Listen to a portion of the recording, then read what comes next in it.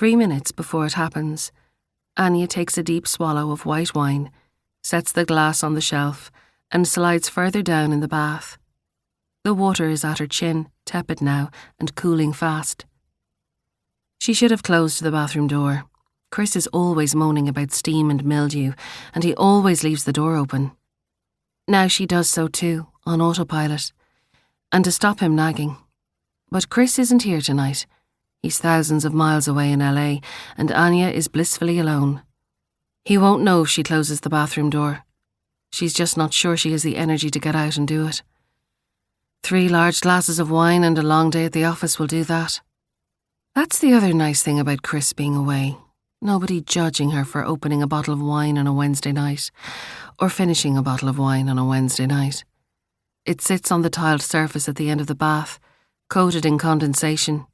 Just half a glass left, she notices now. She's had more than she thought. Beside the wine, her phone buzzes to life, startling her. She leans forward to see who it is, but doesn't pick up. Chris. It's 9 in Dublin, so lunchtime in LA. He'll be slipping away from his colleagues, calling to say how much he misses her, that he's got a big surprise when he comes home. It's a ring. She knows this because she saw his search history. She shakes her head, wet strands grazing her shoulders. The buzzing stops and she picks up the phone to text. Sorry, can't talk. Up to my eyes, working late. Going to be the same right the way through the week, so no point trying to get me on phone. See you Friday when you're back. Kiss. Chris is going to have to go. He is very good looking and very nice. He's also bland and boring and far too particular about the mind-numbing minutiae of everyday life, like bathroom condensation. And sooner or later, he'll figure out who she's really seeing when she says she's working late. His sister, not as innocent as Chris, is definitely starting to smell a rat. Though she couldn't know who it is, Anya reckons. She smiles when she thinks about him. Chris is opposite in every way. Yeah, Chris is going to have to go. Although technically, since it's his house, she is going to have to go. A faint rustle from above draws her attention to the ceiling. The mice are still there. Damn it. So much for Chris and his humane traps. They should have got a cat. Chris said they couldn't because of the dog. Get rid of the dog then, she wanted to say. Dogs are no use with mice. As though reading her thoughts, Ziggy barks downstairs. He's been barking all evening, and Anya has a sneaking suspicion the dog walker didn't come today while she was at work. Anyway, that's Chris's problem. If he wants to pay someone €15 an hour to walk his dog, or not walk his dog, so be it.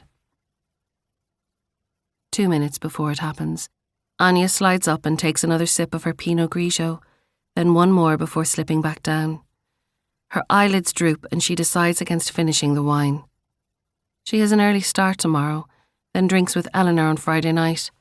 God, why had she agreed to that? Eleanor will talk non-stop about her kids, just as she always does. There is literally no reason to stay in touch, but Eleanor is like a tenacious puppy. It's as if she sees Anya as a project, or perhaps it's the duty of time.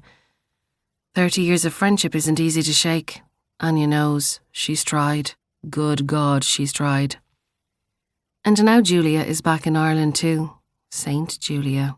Although, Anya smiles to herself, she's also divorcee Julia. That the marriage between her friend and her ex-boyfriend didn't work out has given her no end of quiet pleasure over the last decade. And now Eleanor is so excited to have the 3 of them reunited, as though they're some kind of friend group. As though it hasn't been 5 years since Anya last saw Julia in person. As though they didn't have the mother of all arguments when they last spoke by phone. As though Anya has forgiven Julia for almost destroying her business. Why did she say yes to this? Because Eleanor is like glue, really annoying glue, and doesn't take no for an answer. Julia will be insufferable, of course.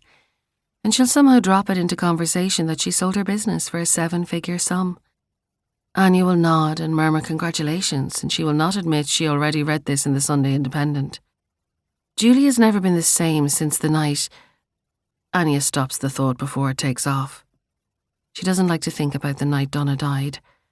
It's not guilt, because why would it be guilt when it wasn't her fault? But Julia, though she's never said as much, thinks it's Anya's fault.